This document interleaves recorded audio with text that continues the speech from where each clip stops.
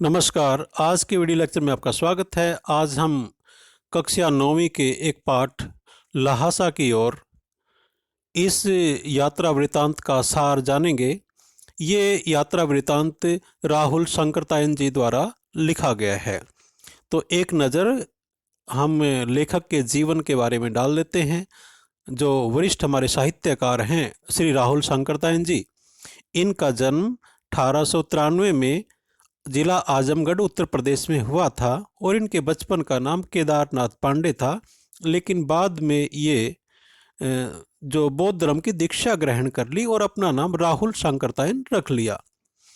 इन्होंने कई देशों की यात्राएं की, बहुत सारे ग्रंथ लिखे और अपनी तिब्बत की यात्रा का वर्णन इन्होंने इस पाठ में किया है, जिसका नाम है लहासा की ओर। तो वीडियो शुरू करने से पहले एक निवेदन कि अभी तक आपने अगर चैनल सब्सक्राइब नहीं किया तो सब्सक्राइब कर लें। तो आइए चलते हैं लेखक के साथ लहासा की ओर। प्रस्तुत यात्रा वृतांत जो हम पढ़ने जा रहे हैं, ये राहुल जी ने अपनी प्रथम तिब्बत यात्रा के एक अंश के रूप में प्रकाश डाला है। ये यात्रा सन 1929-30 में लेखक नेपाल के रास्ते तिब्बत गया था। उन दिनों भारतवासी तिब्बत नहीं जा सकते थे, इसलिए लेखक ने एक भिखमंगे के वेश में तिब्बत की यात्रा की।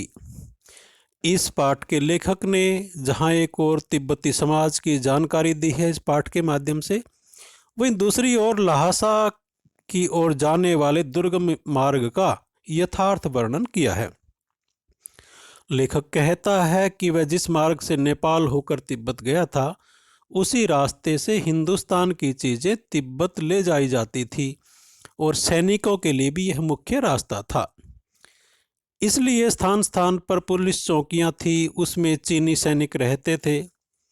राहुल जी स्पष्ट करते हैं कि तिब्बत में यात्रियों को अनेक तकलीफ़ें सहन करनी पड़ती हैं, लेकिन वहाँ के समाज में जाति पाति छुआछूत कोई नहीं जानता और वहाँ की जो औरतें हैं वो भी पर्दा नहीं करती हैं और कोई भी अपरिचित वहाँ पर किसी की भी सहायता ले सकता है और वहाँ के लोग भी उनकी काफ़ी सहायता करते हैं और इज्जत भी करते हैं।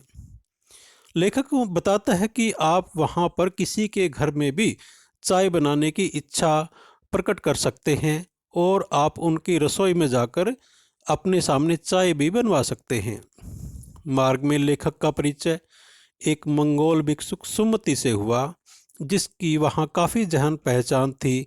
भले ही लेखक ने भिखारी का रूप धारण कर रखा था, फिर भी उसे रहने के लिए सही जगह मिल गई। परंतु 5 साल बाद लेखक जब घोड़े पर सवार होकर इस रास्ते से लौटा तो किसी ने भी उसे रहने के लिए स्थान नहीं दिया था। राहुल जी आगे लिखते हैं कि उसे इस मार्ग का सबसे भयंकर ऊंचा स्थान थोंगला पार करना था। यह एक खतरे की जगह थी। इसकी ऊंचाई 16-17 हजार फीट थी। उसके दोनों तरफ मीलों तक कोई गांव नहीं था, इसलिए यह जगह डाकुओं के रहने की सबसे अच्छी जगह मानी जाती थी। तिब्बत में यदि किसी का खून हो जाए तो खूनी को उसकी सज़ा मिल जाती है, लेकिन यहाँ यानी इस स्थान पर जो निर्जन स्थान है, पहाड़ी रास्ता है, वहाँ मरे आदमी की कोई परवाह नहीं करता, क्योंकि वहाँ कोई गवाही नहीं देता। यहाँ कोई कानून न होने के कारण लोग बंदूक और पिस्तौल लेकर घूमते रहते थे। तो कवि ये लेखक ने बताया है कि तिब्बत में उस समय हथियार का कानून नहीं था और कोई भी बंदूक और पिस्तौल रख सकता था और वहाँ पर डाकू वगैरह भी रहते थे सुनसान रास्तों पर।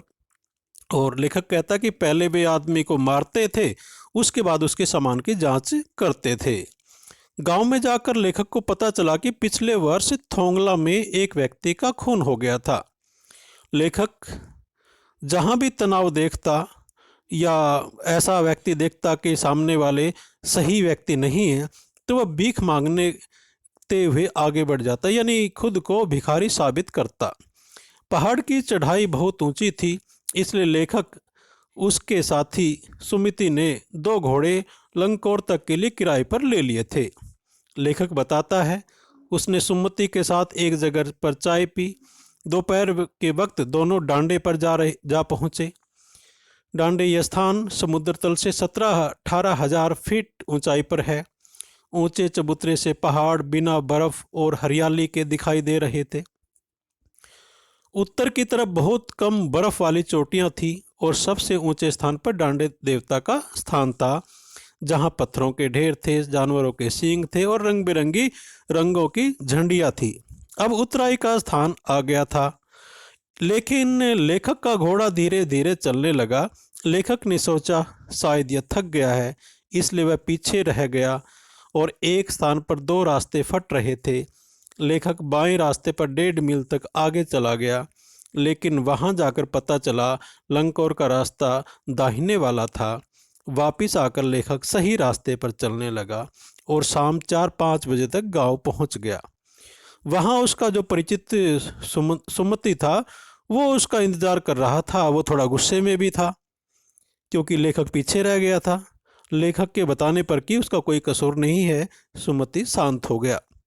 लंकोर में दोनों को ठहरने के लिए अच्छा सा स्थान मिल गया था, जहां उन्होंने सबसे पहले चाय पी, फिर सत्तू खाया और रात को फिर थुक्पा मिला। थुक्पा वहां पर तिब्बती जो लोग हैं उनका एक भोजन होता है। अब लेखक और उसका साथी तिगरी के विशाल मैदान में पहुंच चुके थे, जो पहाड़ों से घिरा टापू जैसा लगता था। वहां पर तिगरी समाधि गिरी नाम की छोटी सी पहाड़ी थी। वहां के गांव में सुमति के बहुत से यजमान थे, जिन्हें वह कपड़े के गंडे बनाकर देता था। यहाँ पर गंडे एक ताबीज़ को कहा जाता है जो बौद्ध धर्म के लोग देते हैं। वह अपने यजमानों को यहाँ कुछ दिन ठहरना चाहता था। सुमति अपने यजमानों के पास रहना चाहता था। लेखक को लगा कि इस काम में तो 1 सप्ताह लग जाएगा। अतः लेखक ने सुमति को सुझाव दिया कि वह उसी गांव के लोगों को गंडे बांटे और आसपास के गांव में ना जाए। इसके बदले में वह उसे लहासा पहुंचकर कुछ पैसे दे देगा। सुमति उसकी बात मान गया था। अगले दिन उन्हें कोई भी भारवाहक नहीं मिला, यानी सामान ढोने वाला नहीं मिला। उनको पैदल ही धूप में चलना पड़ा। तिब्बत की धूप बहुत कड़ी होती है। लेखक ने लिखा कि मनुष्य सूरज की ओर मुंह करके चलता है तो उससे ललाट धूप में जलने लगता है, यानी माथा चेहरा धूप में जलने लगता है और कंधा बर्फ के समान ठंडा होता है। दोनों ने अपनी पीठ पर काफ़ी चीज़ें लादी हुई थी और वो डंडा लेकर चल रहे थे। सुमति अपने यजमान से मिलने का बहाना करके सेकर विहार की ओर चलने लगा। आगे लेखक ने बताया है कि वहाँ का जो समाज है वो किस प्रकार का है, कि तिब्बत की जो भूमि है अनेक जागीरों में बटी हुई है। इसका अधिकार ज़्यादातर मठों के हाथ में है, जो बौद्ध मठ हैं, लेकिन जागीरदार स्वयं खेती करते हैं। सारा प्रबंध एक भिक्षुक करता है और वह जागीरदार के आदमियों के लिए राजा के समान होता है। सेकर विहार का मुखिया बड़ा सज्जन व्यक्ति था। उसने लेखक का प्रेम से स्वागत किया। दोनों एक मंदिर में गए। वहाँ बुद्ध वचन अनुवाद की 103 पोथियाँ रखी हुई थी, यानी 103 पुस्तकें रखी थी जिसमें महात्मा बुद्ध के वचन रखे हुए थे लिखकर। वही लेखक का आसन लगाया गया। मोटे कागजों पर लिखी एक पोथी का वचन 15 शेर से कम नहीं होगा। सुमति आसपास के यजमानों से मिलने चला गया।